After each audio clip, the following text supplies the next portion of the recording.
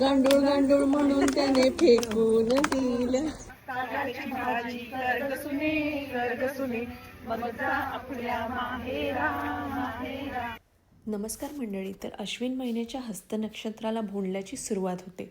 भुलाबाई, भोंडला किंवा हादगा असं प्रदेशानुसार वेगवेगळी नावं जरी असली तरी ह्यामध्ये हत्ती जो आहे, जे शक्तीचं प्रतीक आहे, तो मध्यभागी ठेवून महिला त्याच्या भोवती फेरे घालतात आणि पारंपरिक गाणी म्हणतात. तसं आम्हीही सेलिब्रेट केलं.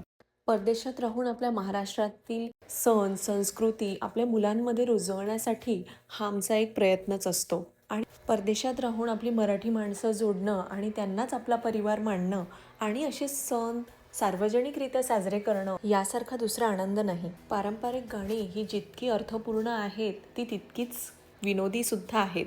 आडात पडला शिंपला आमचा भोंडला संपला असं म्हणून खरी सुरुवात होते ती खिरापत ओळखायची. ही फार मजेशीर गोष्ट असते बरं का.